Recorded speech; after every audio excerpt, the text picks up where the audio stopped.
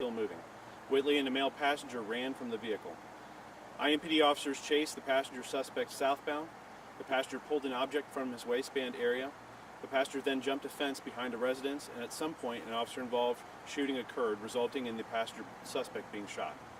Officers located a firearm with the suspect, and officers provided him with medical aid. Medics transported the passenger to Methodist Hospital in critical condition, where he later died. Detectives located a firearm at the location where the passenger suspect was shot. IMPD officers located Whitley under a truck in the 7600 block of Ruskin Place. Officers gave Whitley instructions to come out from under the car. Whitley followed the instructions, and officers took him into custody without further incident.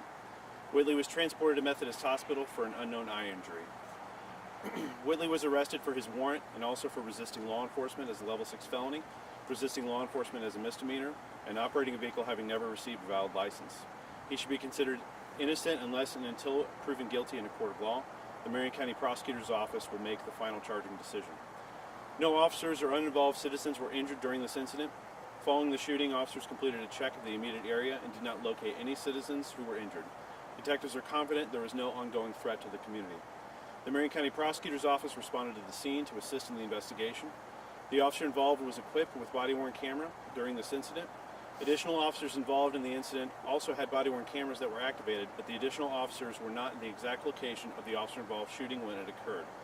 The Indianapolis-Marion County Forensic Service Agency responded to identify and collect potential forensic evidence.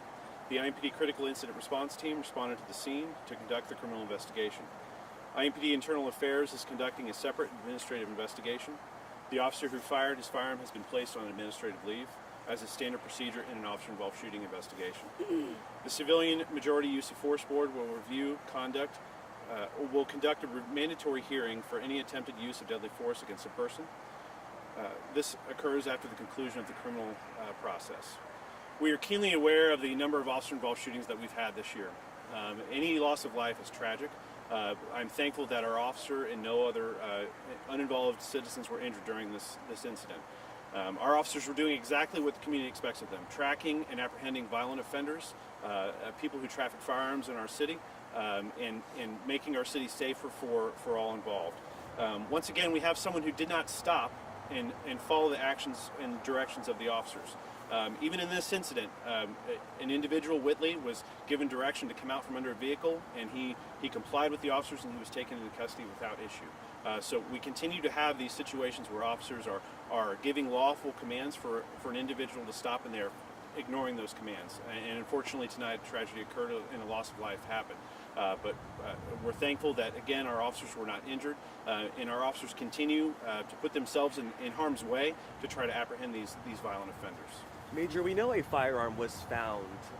Was it found near the person who was shot, or was it found in the vehicle? And were there shots fired by the passenger? The firearm was found immediately next to the passenger who was shot. At this point, we don't know if that firearm was fired or not.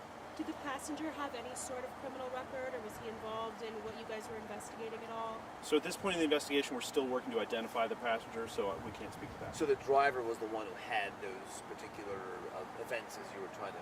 Correct, yes.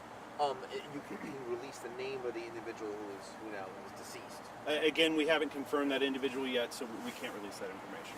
We don't know that information yet. Was the officer who shot the firearm, was that officer alone at the time?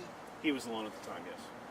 And you mentioned there was some sort of obstruction with the body camera, like there was a fence that you couldn't really see what was going on? Yes, there's a fence that obstructs the body-worn camera view. On that particular officer's body camera? Yes, and there were no other officers in the immediate area during the time. Thank you. Thank you.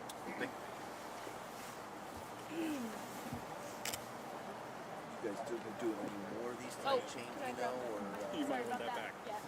is this the last one? It is the last one. Okay. Does that work? The camera?